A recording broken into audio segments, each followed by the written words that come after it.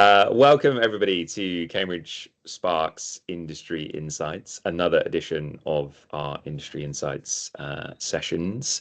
For those who are joining us for the first time, these are sessions that we run on a monthly basis. The idea being that we give access to industry thought leaders to provide our community and our alumni of learners, partners, clients, access to those individuals to learn from them, to hear some kind of insights around the work they're doing, their career history, and how they see the future of data analytics, data strategy moving, and where they see that going. So as with all sessions like this, as you can see, this is being recorded. So if you miss anything, or if you'd just like to recap, or if you need to drop off, we'll be sharing a recording with attendees after the session. Likewise, if anybody has any issues or comments, thoughts, questions, please pop them into the chat. We have a team behind the scenes who will action anything technical wise, hopefully, because we're on Teams, there won't be any, but if there are, please drop them in. And likewise, we always try to save a bit of time at the end for audience questions. We're doing a slightly different format today, which I'll come on to talk about in a second. So we might not have as much time for questions at the end, but please drop any thoughts, comments, questions into the box, and we'll try and get to them as best we can. So that's the housekeeping intro done. Now on to today's session.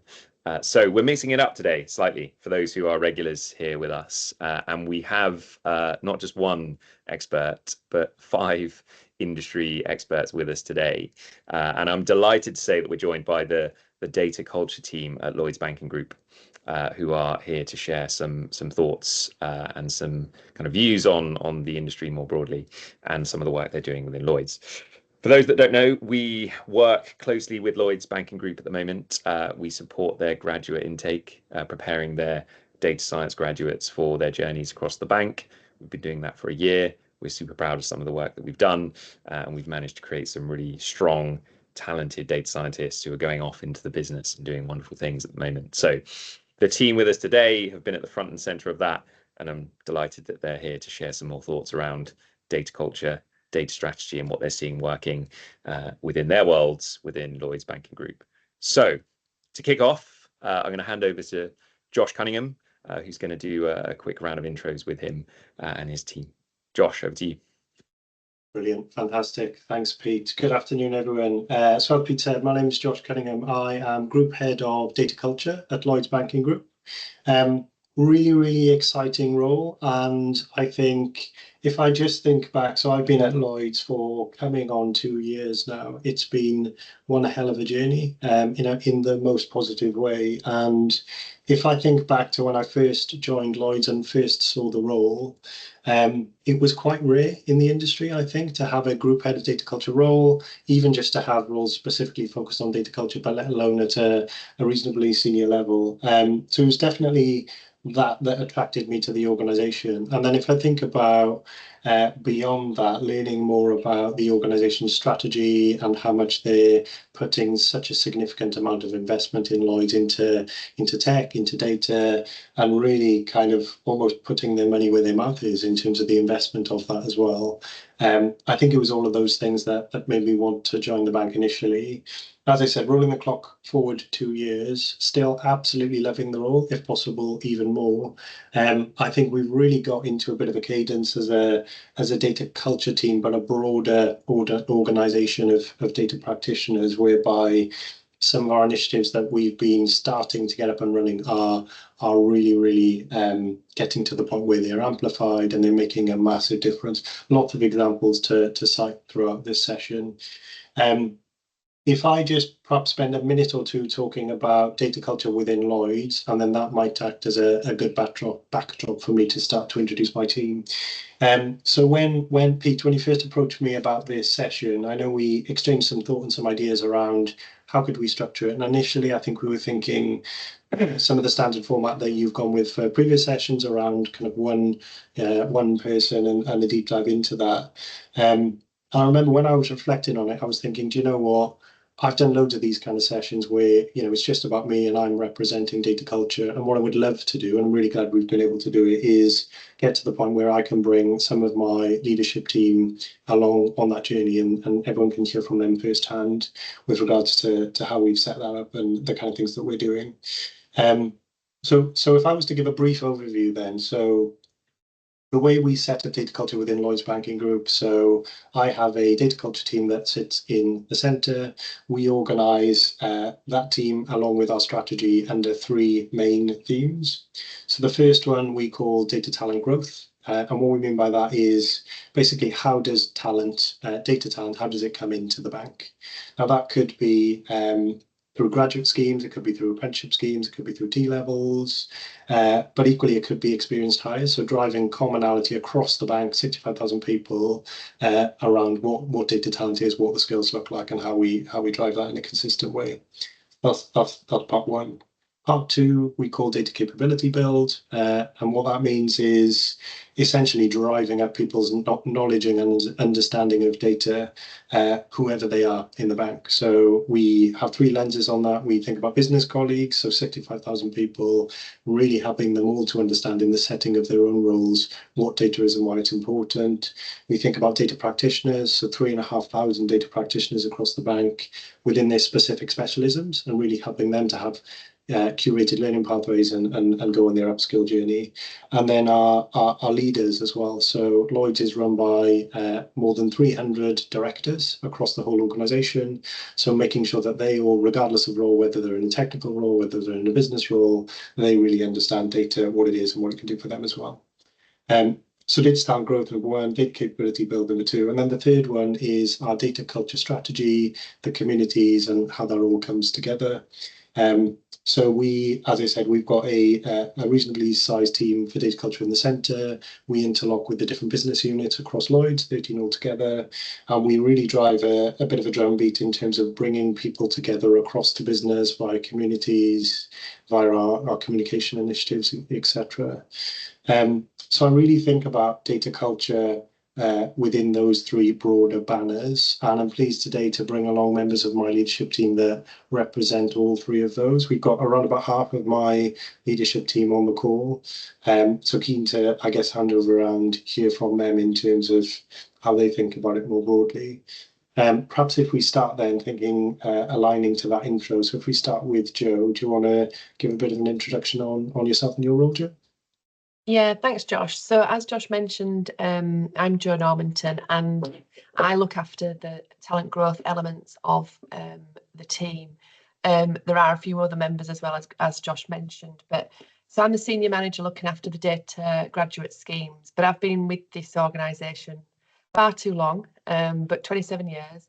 But what that means is I'm like the ultimate graduate. So I've just moved around the organisation, really acquiring skills, very much of a squiggly career, so that I broaden out my career, my kind of skill set, so that when I get to roles like this, I've got a real good view of the organisation. So my background really during those 27 years has very much been in the learning and development space. I was also a programme manager for quite a few years, looking at leading change into the retail organisation. And then finally, my last few years has been around the leading the data strategy for our graduates across the group. So very much my role over the years has been very much in the future skills, emerging talent type of space. And I've honed my skills in the engineering side, and data was an area of a growth area for the organisation. I could see that as a great opportunity. So moving across to data culture, what that's enabled me to do is really build again my skills in the data space, but particularly when we're on a massive trajectory of data culture across the group, I couldn't not miss this opportunity of joining the team. So I've been in the team now just over a year, I think it is, but very, very, very busy in terms of graduates and undergraduate community. So that's a little bit about me, and I can't wait to kind of chat more about kind of how we do drive data culture through the graduate community. Brilliant. Thanks, Joe. Sticking with the team of talent growth, should we go to Tiff next? Perfect. Hi all, I'm Tiffany Mantial. Everyone calls me Tiff, so that is me, and I'm Senior Manager in the Group Data Culture team. So I think listening to you talk about the structure of the team there, Josh, and the structure of data culture as a whole, it is really interesting because if I reflect on my joining the team around November last year, it was very much with a view to participating in the talent growth piece, but actually I think the remit of what I do has kind of spanned across all three. So just for context, I'm going into my 8th year in Lloyds Banking Group. So, and across that time, I've done a number of different things, broadly speaking, in the digital and data spaces.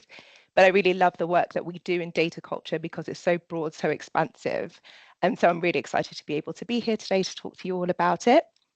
My remit largely covers two areas. So it covers that, first and foremost, building out those data literacy initiatives for our leadership layer. So the top 300 or so leaders that we have in the organisation that Josh alluded to earlier. And what does that mean? That really means giving them the knowledge, the skills, the resources to embed data capabilities within their operations, within their strategy, and lead effectively and comfortably with those things, as well as supporting them in taking on that ownership when it comes to driving our data culture forward. And the second area that I really look after is around ensuring delivery of value through our partnerships. So our partnerships are both internal partners and external partners, such as Cambridge Spark. And it really is work to ensure that the work that we do with them aligns with our priorities in the team. Brilliant, super helpful. Thanks, Tiff. Should we go to you next, John? Hello all, I'm John. So a bit of history and I'll give you a bit of my previous experience. So I started in management accounting, finance, then moved into data analytics, doing lots of portfolio analytics and pricing. I then moved into change, looking at kind of structures, people capability builds, new tech, kind of the latest tech in an operational capacity. And I've been doing that within the investment, insurance and loan spaces. I've been within Lloyds now for 1.5 years, so a baby in comparison to everybody else on this call. But I think that means what I want to share with you is why. So I was head of a PMO function for a large insurer, and I was setting out the strategy, and I just came across an article that said, "Hey, Lloyds Banking Group next top stock pick for 2022 or 2023."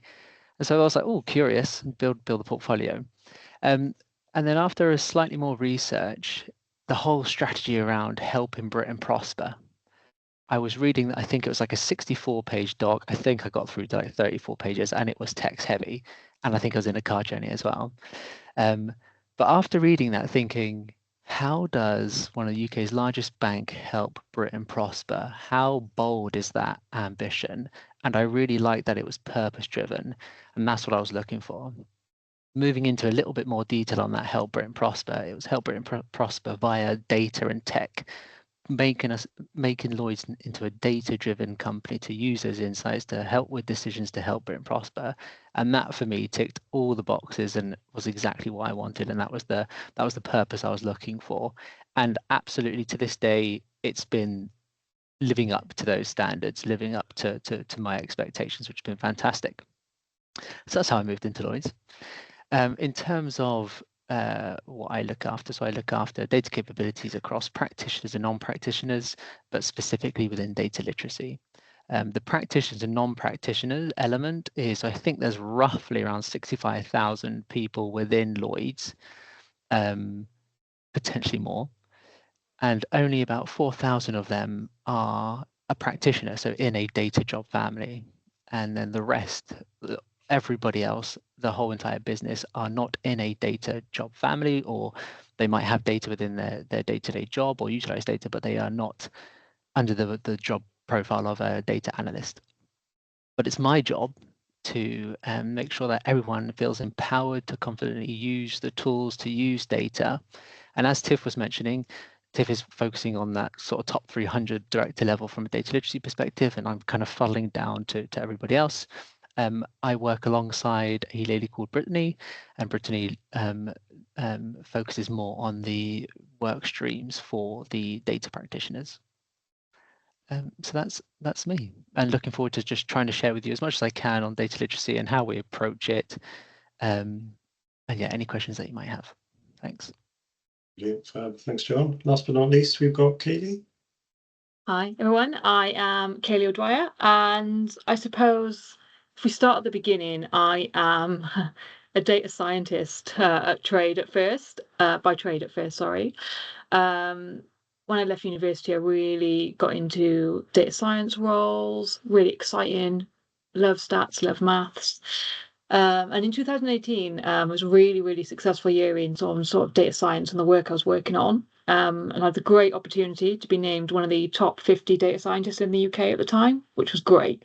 However, it wasn't giving me all of the great satisfaction that I get from my roles today. So what I realized through that time period was that I do love maths and I do love stats, but what I really love is seeing the transformation that data is having and seeing the impact that it can have on companies, on society, on the environment. And I moved into data strategy and more recently data culture strategy. And at Lloyds, I think we're in a really great position at the moment. I refer to it as our data renaissance era. And it is about that contribution of pulling things together and really transforming, and being able to see the outputs of that is something that really excites me as I go through my work journey. So I've been at Lloyds now for about 5 years, worked across different areas in data strategy, focusing on our tooling adoption, our focus across our architecture and our adoption of then data culture. And as Josh referred to, we've built up a really strong cohort of representatives across the business that help us drive that message. And again, being part of that movement and the change to, as John referred to, help Britain prosper is just absolutely fantastic and something that's really enjoyable and powerful. I find at Lloyds. So that's me, and I'll talk to you all about data culture renaissance as we go through this chat, I'm sure. Awesome, fab. Thanks, Katie. Back to you, Pete. Thank you all. I think Joe used a phrase there that we've heard quite a few times during these sessions, which is squiggly line career. And I think just hearing you all speak there about your intros and your backgrounds, very different, very diverse. But here you are all together working in the same team, which I think is amazing for the people on this call to hear and see. You know, it's not always a linear path, but you know, that's fine. You know, if you're not quite sure where things are going with your career, your kind of vision for the future, that's why these sessions are helpful. So, you know, and I'm sure the team here would be happy to share more on their backgrounds too offline. But thank you. We'd love to kind of hear more actually about all of the good things that you're doing around data strategy. And I'm going to come back to Kaylee, if that's okay. Data renaissance. I've not heard that before. That's a fantastic term. I might steal that. Thank you. We'd love to hear more, if it's okay, Kaylee, about, I guess, some of the challenges and the complexities around embedding that data culture and that data strategy within a long-standing, complex organization like Lloyds. You know, I think everybody knows Lloyds Banking Group. It's been a big part of the UK for such a long time, but I imagine there's a lot of legacy, a lot of kind of domain expertise that needs shifting. So what's it been like to try and embed that strategy? And yeah, any thoughts you can share would be super helpful. Excellent. And while you were talking there, Pete, I just patented data culture renaissance. Already taken now. Damn. But it is an odd way to think of it, right? And it is a modern day renaissance. So the original renaissance really was the catalyst for modern day banking as it is today. That's how banking started. And if you think about what that is, it's about bringing together our classical resources with emerging contemporaries, right? So to your point, a legacy company that's been around for 300 years and still has, in some cases, paper documents. You know, how are we bringing all of that up to the same speed as our emerging tech and Gen AI and ML? And that's why I consider it our Renaissance era. We are currently driving and generating a widespread data reformation and increasing our reliance heavily across our analytics and our inductive reasoning, right? I think the hardest journey is getting business buy-in. Data-driven culture always needs to start at the top. And leadership commitment is crucial. And I think that is always often in companies where challenges lie. Getting that buy-in is hard. But once we've got that, and we do at Lloyds, we have that huge championship at the top that helps then to set an example for others. And if you think about the examples that they set, that can have a substantial impact on how we all behave towards data and how we start to utilize data. So if I give you an example, a lot of banking leaders today will sift through evidence to ensure that any decision they're making on market product launches or objectives that they're setting are derived from data. And one of our missions at Lloyds is to be a data-driven organization in its entirety. And as soon as people start doing that at the top and we start being leaders in data culture and data culture strategy, that example then starts to federate through, because you can't be taken seriously unless you go to them with data.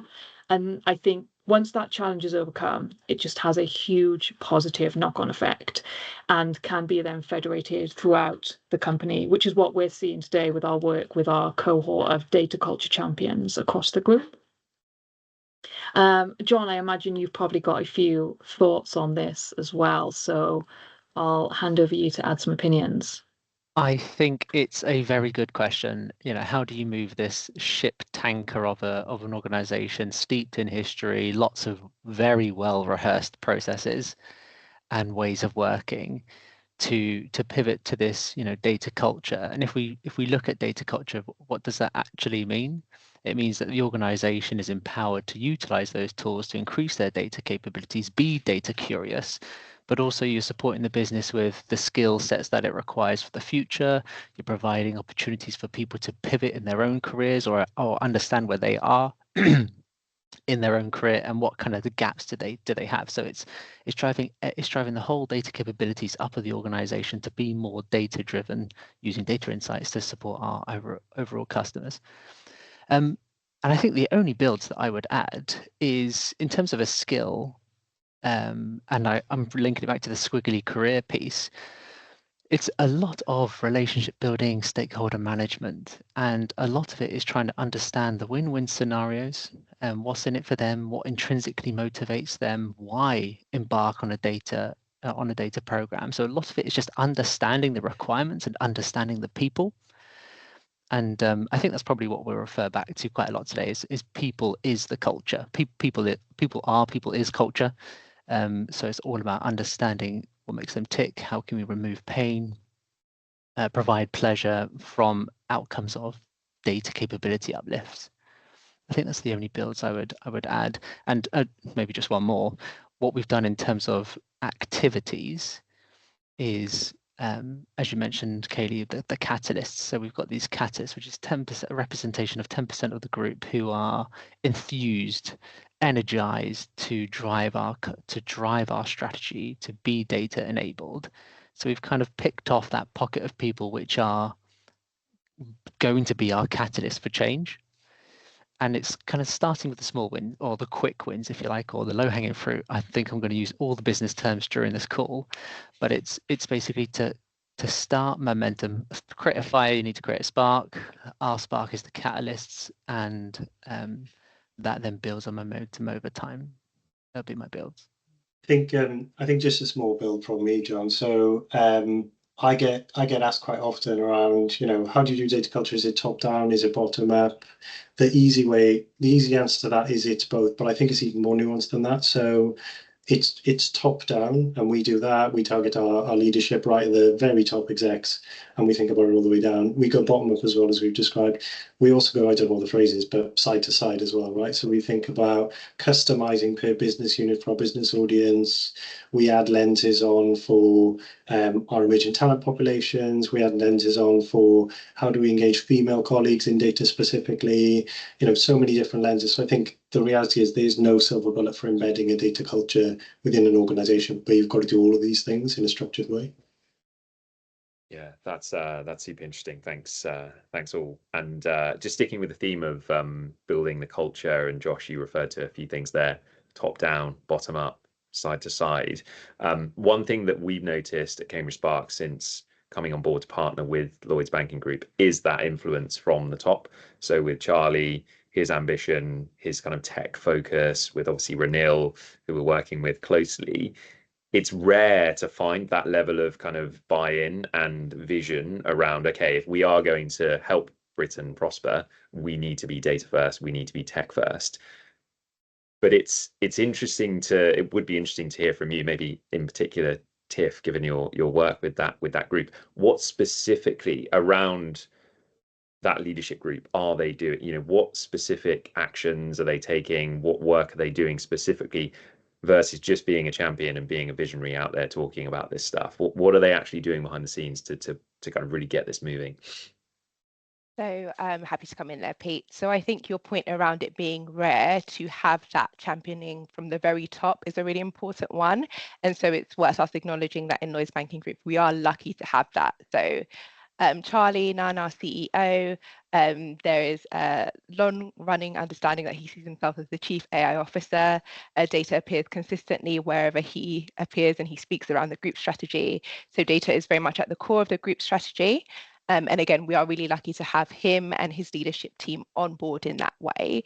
And they themselves are very active and engaged in the learning that is available to them.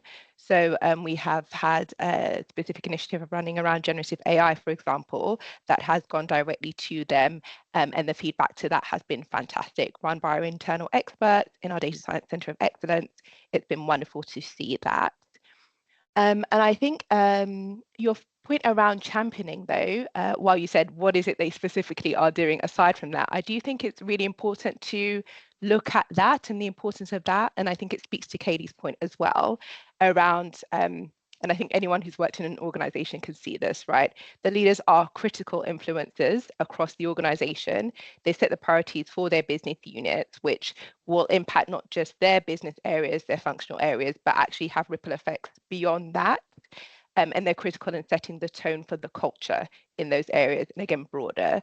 So it is important to harness that championing effect that they have as leaders, and to that end, really create data advocates out of them. So what we try and do is position the right data literacy initiatives in front of them, approach them by the right engagement mechanisms. Again, and I think this is to John's point earlier, acknowledging their specific needs. So these people are very, very time poor, which means that anything that we approach them with has to have an element of efficiency, being very mindful of the time they have available, the varying competing priorities they have on their pad at any given time. That's extremely important in terms of how we approach that layer. And then anything that we do want them to be engaged in terms of initiative, again, has to be very mindful of their specific requirements, of their specific needs. So I think in a nutshell, our engagement really has to be oriented around their business interests and getting them engaged in data initiatives, be that data literacy upskilling, or be that championing element, which again is really, really important and shouldn't be overlooked. So we speak to them in terms of their business areas, their specific interests, to then get them invested in data literacy, and empowering their teams to also get invested in data literacy and carrying forward that data culture. Amazing. I would add to that, Tiff, just by saying that, as well as them being that sort of huge focus point on driving that right behavior, I think our leaders have a really powerful effect on the behavior that they federate down by choosing the right measures and choosing the right ways in which we build out metrics. And instead of thinking about, we've got this data, let's just measure that, starting to pivot towards the thought of, this is the right metric for us to foster a data-driven mindset. What data do we have, and what is the gap that we need to fill? Which then is the second thing that I think we've encouraged our leaders to do, which is consider the uncertainties. Like, nothing is certain in this current world and this current climate, but by really understanding what our uncertainties are and harnessing that awareness, it forces them as decision makers to directly tackle the potential sources of uncertainty. You know, is that data reliable? Are there too few examples to make a decision here? And how can other factors be incorporated when there is no data readily available for them? So I think as a result of what you've called out there, Tiff, in terms of building that relationship and enabling them to be real focus points in data across Lloyds, those two things have been able to happen. And I think that's had a hugely positive effect on then how we all drive forward together. Yeah, thanks, Katie. And as somebody that's kind of been involved with the delivery of the kind of data science graduate training work that I mentioned at the beginning, I can categorically say that the championing of that program and the advocacy of that program from very senior leaders is a real thing within Lloyds Banking Group. For example, Ranil, the CDAO within Lloyds Banking Group, joined us at the graduation event and handed out awards to the graduates and celebrated with drinks and was taking selfies. And that behavior, I think you could see it in the room, was meant a great deal to the graduates coming into the business, because they were thinking, oh, this is a guy who's incredibly senior, very busy, but he's spending time with us on a Friday evening, having a few drinks, getting to know us. And that attitude really meant that they felt, okay, this is being taken seriously. We're in good hands here. We're joining a business that takes my job seriously. So that was great to see. And sticking on that theme, I'd love to come to you, Joe. Hey, Joe. And it would be great, I think, especially given some of the people that we have with us on this call, to hear a bit more about utilizing that graduate community to kind of help drive up from the bottom up the kind of culture around data, more data literacy behaviors in the right way. So yeah, I would love to hear more about, the work you're doing specifically with the graduates at the moment. Yeah, thanks, Pete. And I think it probably goes wider a little bit than graduates. So I'll kind of like expand a little bit and then bring it down back to the graduate place. I guess within Lloyds, we've got loads of different personas of emerging talent. We have got graduates, we've got undergraduates, we've got industrial placement students who want to spend time with us for a year and then go back and finish their degree. And then join us back on the graduate schemes. We've also got internships as well. So it's a short burst over summer, spending time with us. And then the T-level students as well. So that's pretty new in terms of an academic point. And they will spend, up to 10 weeks with us as well. But what that means is that enables us to bring that conversation to all those different teams hosting them. So not only are we kind of helping Britain prosper in terms of turning some great experience within the organisation so they can put it on their CV, which will help, all sorts of things with social mobility, etc. But what we're doing there is seeding these people into the organisation to really put data at the front. So we've got data internships, we've got data T-level students, we've got data programmes in terms of graduates, but we've also got apprenticeships as well. So for our apprenticeships, we hire apprentices in on our data schemes, and we've just actually kicked off our first data engineering graduate scheme, which is really good news. And we are constantly looking and beyond to see what other apprenticeships are available so we can bring into our organisation. But what we also do with apprenticeships is we so existing colleagues. So for example, if you're a data analyst and you want to deepen your skills, we use apprenticeships to help do that. So we might put them on the digital and technology solutions degree as an example, which again, they can spend more time deepening their skills in the data space. But through that, what happens is that it's almost like a change that happens without them realising it's happening in terms of data culture in their teams. Is we're bringing experts into their team, highly trained experts into their teams, where they are then connecting the dots between actually process and data and culture and talent. So, for example, if we deploy a graduate into a team where they're currently using more antiquated systems or processes, that data graduate will go in there and challenge that status quo to say, well, actually, have you thought about doing this? And actually, we could do modelling, some data science modelling on that, or using Power Automate, or really using all the different skills that a data specialist would bring in. So going back onto the graduate side of it, so we bring them into our organisation with some amazing skills and talent. But what we do is then we set them up on a boot camp. Obviously, this is where we join up, Pete, on this one with Cambridge Spark, but we set them up on an industry leading boot camp, which then gives them the real tools that they can take into those teams. So whilst they might come in with a base level knowledge of skills, we'll build up those skills so that they're all at the same level, and then we deploy them into our organisation. So they'll spend 8 months, 3 rotations of 8 months across our organisation. One 8 months it might be in audit, the other 8 months it might be in risk. The other, so we are putting them around the organisation. We are not just selfishly keeping this talent to ourselves. But I guess what that fundamentally will be doing is, we want to grow our own talent. We think there's some amazing talent in the UK which we need to hone and bring into our organisation. And, we want to grow those talented people so that they can be the leaders of the future in 5 years' time. So really, the talent shortage is that we've not got, we've got some amazing people coming out of universities or schools, but what they haven't got is that real understanding of how to work those academic skills in a business context. So, we want to bring them into our organisation, really, get them to understand the domain that they're working in. So we've got our next campaign, Pete, as you know, is opening up since September. We've got our next boot camp and we're so excited. But yeah, we'll be going to market in September to recruit more graduates for next year. So I'm sure we'll be sending some links out with Pete afterwards just to kind of connect you with that.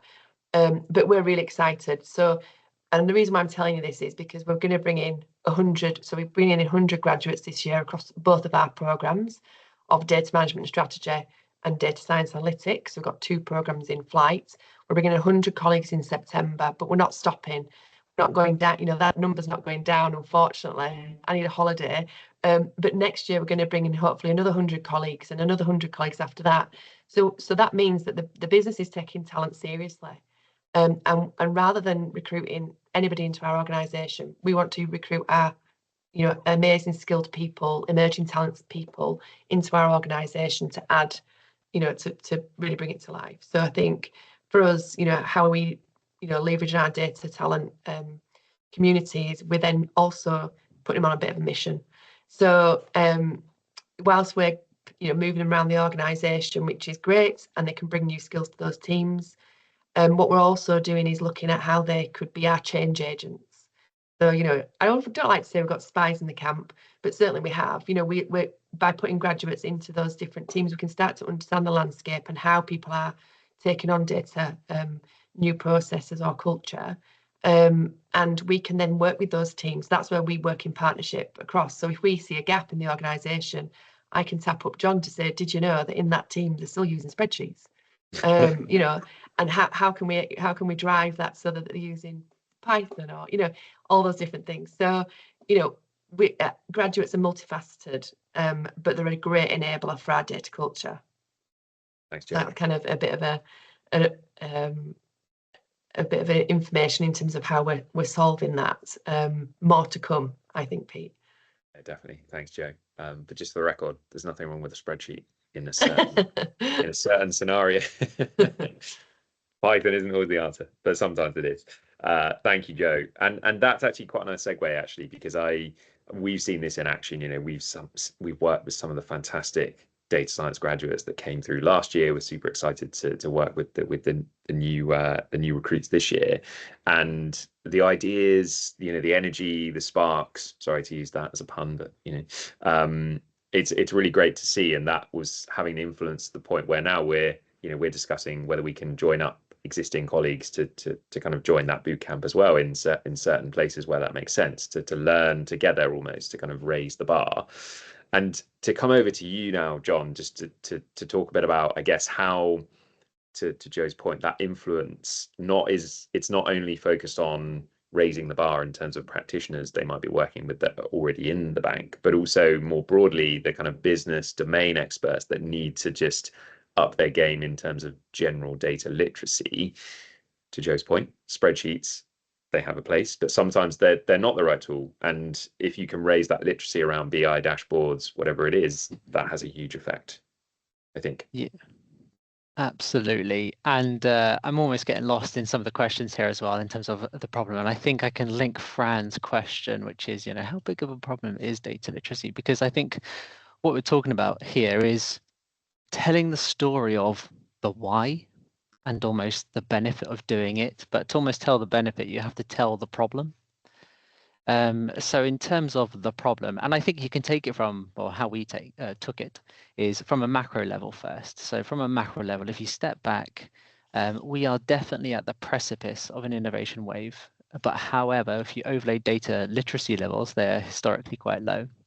So in terms of the innovation wave, there's never been a time where there's been 2.5 quintillion bytes of data being processed on a daily basis. So that's 25 followed by 18 zeros, and that's equivalent of 313 million HD movies streamed by 2-hour HD movies being streamed every day. I didn't just do that calculation in my head. That's definitely something I've got banked. But a lot of data. Data is absolutely everywhere, professionally, personally, it's everywhere in our lives.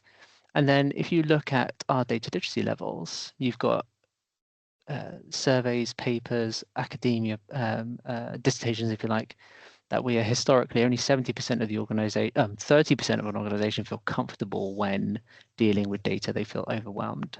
We've got this large, there's a recent paper being released by UK Gov in terms of their data strategy, but only 70% of people feel overwhelmed or uncomfortable, almost have that allergic reaction when dealing with data.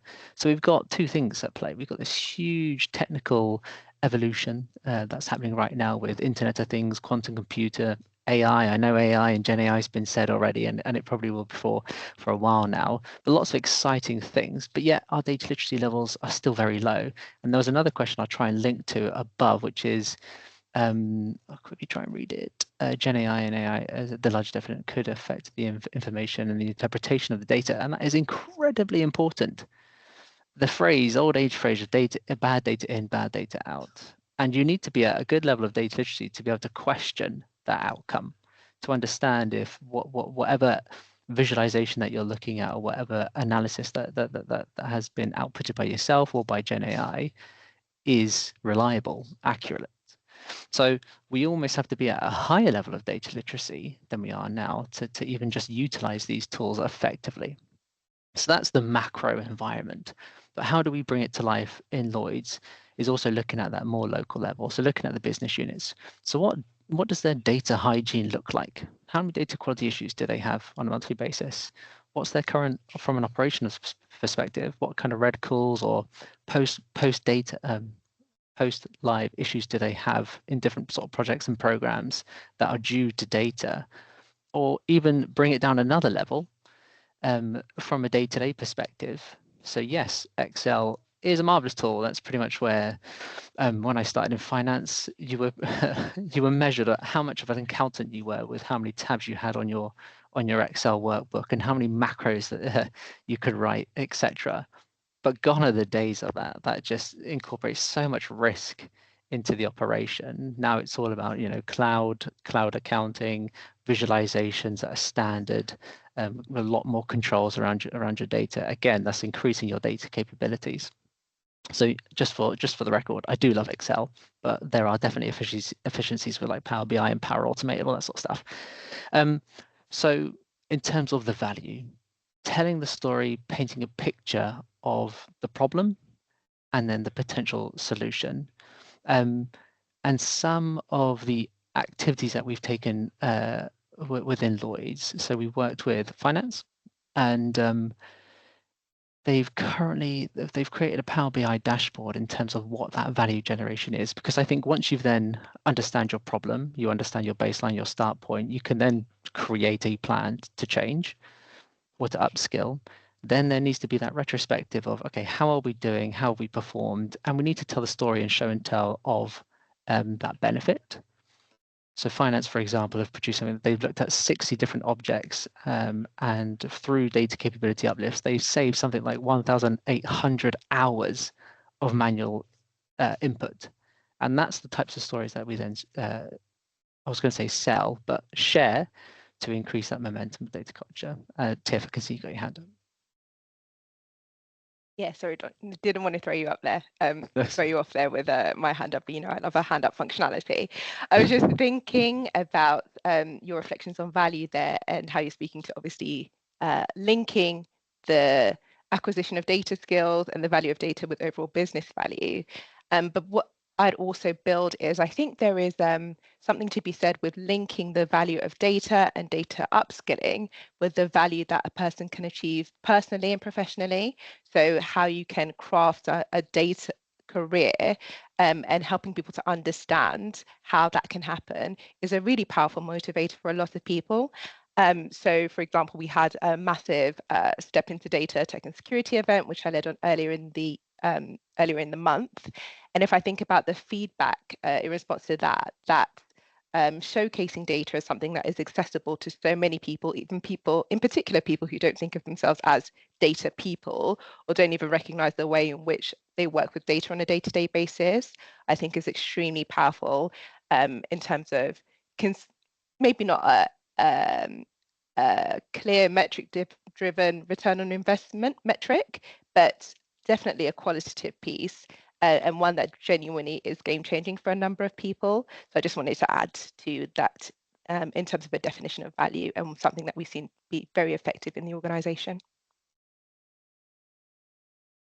Thanks, Tiff and John. Very useful insight there. And yeah, John mentioned it's very hard to keep up with the questions, but I probably should have said at the start, what we often do is we have too many to answer, so we will bank them and then share them with the team, and hopefully we can get some answers to you retrospectively. But hopefully this has still been a useful kind of discussion up to this point. Something that I think, John, you touched upon there was the shifting environments and the new tools, the kind of macro challenges, thinking about even change of government, Skills England, that sort of thing. And this world, this sector, this kind of industry that we're in, people on this call joining us are in, just changes from, not even week to week, one day to the next. So legislation, technology, stack, process. How do you keep pace when you're trying, you have a strategy laid out, you have a plan, but then all of a sudden it's, oh, okay, well, we need to implement this new tool because we have a new legislation, or we have a new skills gap that's just emerged because of a new piece of legislation. But I guess, Kaylee, maybe it would be good to get your thoughts on, how you can navigate that in a large organization that we've spoken about, but in a rapidly changing environment as well. Yeah, and it is tricky. I think the key to this is agility. We all hear agile processes in our current work days, and strategies historically tend to be 3 to 5 years. You stick to it even if things have changed, and we've all been in situations where you're carrying on with a piece of work just to tick a box because it says so in the strategy. And the trick is that strategy shouldn't be reviewed on a 3-yearly basis when you've come to the end of it. And that goes for any strategies, but especially culture strategy, where skills will emerge rapidly and the government is changing quite significantly around us. We need to be agile. So at Lloyds, we do a lot of horizon scanning on what's coming up, what is the future looking like, how are we transferring our skill set and transforming our skill set to be future ready so that we are better prepared for when those changes come in, as well as then when they do come in, if we haven't been quite prepared, because you can't always predict the uncertainties, how are we best set up to quickly change and adapt and review? A strategy only works if you are working towards the future, and our future goals change in work, in life, in personal circumstances, and applying that agility as we do at Lloyds here to change as you need to is absolutely essential. It is tricky to embed because people feel safe with the strategy. People feel safe with knowing what they're expecting to get at the end. But the actual navigation and pivot to understand our uncertainties, understand our future is key to that driver. And let's not forget the future, unfortunately, or not, unfortunately, because I think it's quite exciting. Strategies in the future are going to be led by Gen AI, and they are going to be led by machine learning. They're going to be led by data. So we need to keep pace with that, and people need to evolve with that. And that's obviously why this team is here and why we do all the great work that we do. But I think I've answered your question there, but You have, but I see Josh's hand is raised. I'm sure there's more Yeah, insight.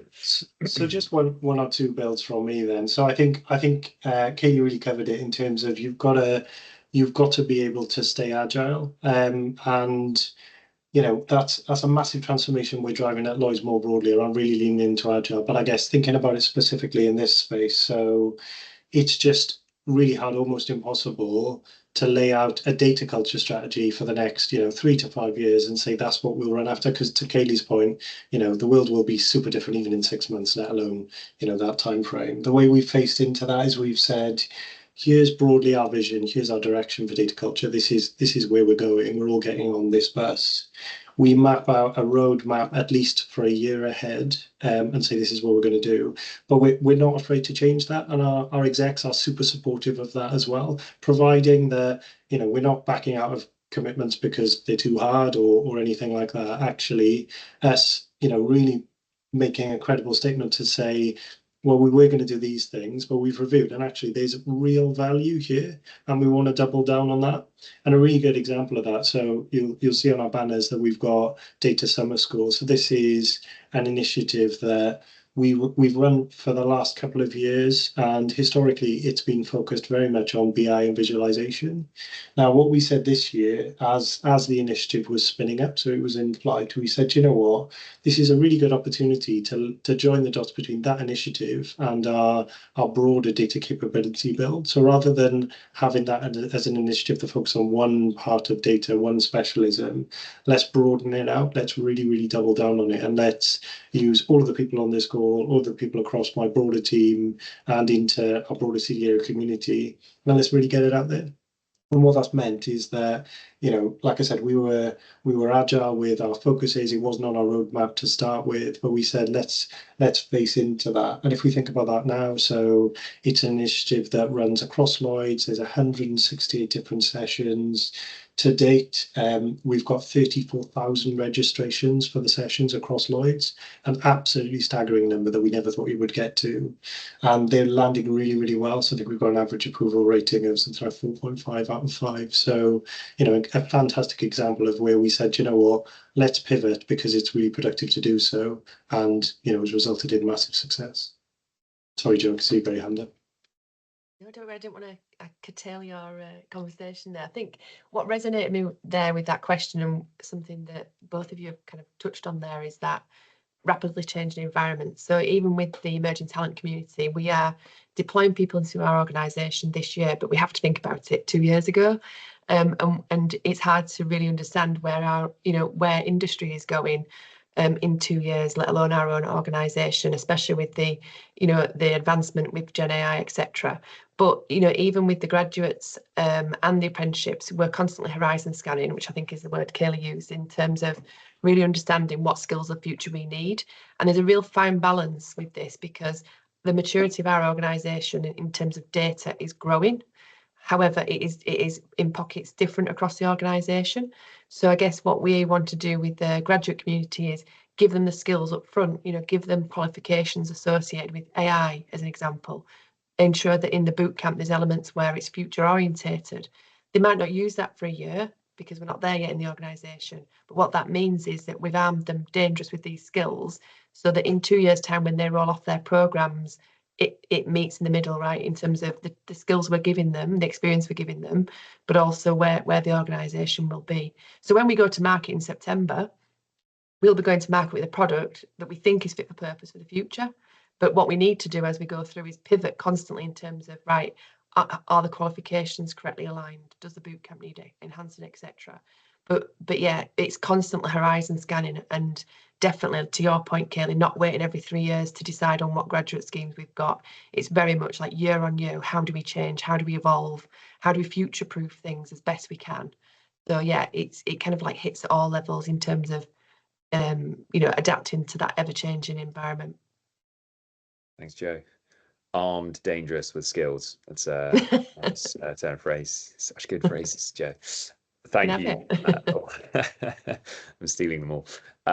We have 5 minutes left, and as is typically tradition with these sessions, we like to close with a question around, or I guess more of a statement around advice, guidance. So on this call, we have a community alumni of high potential practitioners that we have trained and taught through our programs, as well as potentially some of our clients, partners, leaders. And it might not be that we can get to everybody's opinions here because of the time, but any advice, guidance, thoughts around, okay, if I'm a budding practitioner or data scientist moving into industry, anything that I should be looking for, any kind of nuggets of wisdom that would be useful to share with the group. I think it'd be great to finish on that. I don't know who wants to kick us off. John and Joe have both come off mute. Maybe that's a race. I think John's frozen. That's very serious, my end. But unless it's just me. You go, Joe, you go. So my golden nuggets for people, practitioners who are embarking on their careers or pivoting within their careers, I think would be just to try and get as much to really think about kind of motivation. So in whatever it is your next step is what is motivating you to do that and how passionate you can come across. Because I guess when I'm recruiting people into our organisation, we recruit on strengths. So for me, it's about how you could really bring out your strengths, but also have experience. And I don't mean experience in an industry. What I mean is having enough experience to talk about you in your strengths. So making sure that you are acquiring skills on the way. So if you want to, my thing would be learn about Gen AI. That's all that our organisation is talking about at the moment.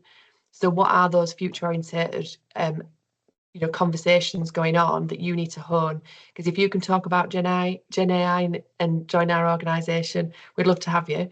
But I think, it's just making sure you get exposure to as many things as you can, and constantly learning, even though you might not be in work yet. That would be my point. There's 3 hands up, but I think Kaylee, you were first to the punch. Yeah, sorry, John, I put my hand up. But I think it builds on Joe's point. My advice would just be leave no stone unturned. Don't be afraid to ask questions. Don't be afraid to challenge, but challenge constructively and with data, and think about those questions that you're asking and what is it that you are seeking through that journey.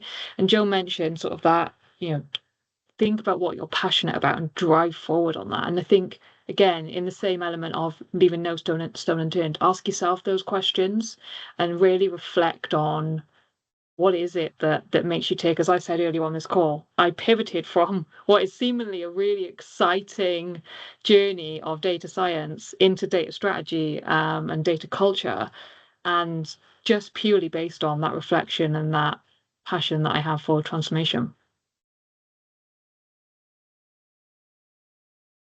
Go on, John. I'll unmute, thanks. And put my head down. I think it's in similar veins to what people are mentioning, but I think it's curiosity and learning. So remain curious and so always question it, exactly what sort of Joe and Kelly were saying. But I would also add learning. Learning is a skill itself. So by being curious and wanting to learn, you also have to make time to do it. And you won't always have an opportunity to, I'm going to say, flex those skills at work. So sometimes you just have to be a bit creative. So for example, I'm learning Python and I created a thing on the weekend. Gen AI did help me create the code. But it's just, I'm curious and I want to learn more, but I won't be able to do as much Python as I could in my day job. So I'm just trying to make time for it. So learning is a skill itself and a discipline. Thank you. Over to me to wrap up then. Okay, so I think my final thoughts would be don't neglect your soft skills, or my more preferred term, which is the human skills or the professional skills. So while there's a lot of focus on those more technical skills in terms of securing your career going forward, there will always be room for those human skills. So make sure that you are sharpening up your communication, your ability to build relationships, those are the things that do make the difference. And it makes me think of a piece of advice I was given quite early on in my career, which is to do great work, but also be great to work with.